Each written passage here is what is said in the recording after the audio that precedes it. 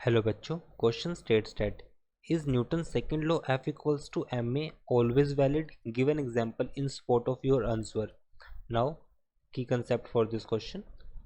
तो अब हम देखते हैं कि जो हमारे पास न्यूटन का जो सेकंड लॉ है, according to Newton second law, force is directly proportional to rate of change of momentum, that is dp by dt. So it is rate of change of linear momentum.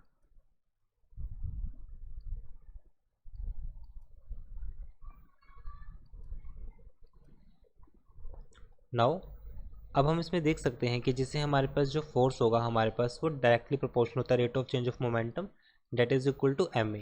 So it is only valid for constant मास.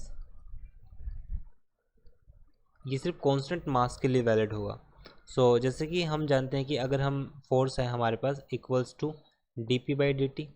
सो यहाँ पे हम इसको solve करते हैं, that is equals to m dv by dt. अगर हमारे पास mass constant है तभी हम इसको बाहर लिखते हैं, और dv by dt that is rate of change of velocity, that is equals to acceleration. So we consider mass is constant, but if mass is not considered, if mass is not constant, then it will become invalid.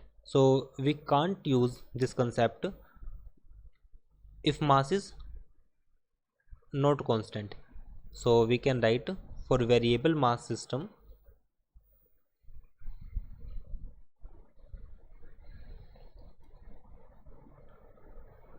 for variable mass system it not hold valid. अगर हम एक example की बात करें, like for example motion of a rocket.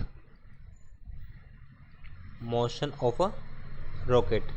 So rocket के case में suppose ये rocket है, तो जैसे ही हमारे पास इसका जो मास है हमारे पास suppose m plus delta m है, जैसे ही फ्यूल बर्न होगा इसका वेट लूज होगा, so it means it will exert a reaction on the ground and its velocity will, starting में वेलोसिटी v थी, बाद में इसकी वेलोसिटी इंक्रीज कर जाएगी with delta v, and velocity of ejection that is velocity of e with respect to rocket, ये हमारे पास velocity of fuel है.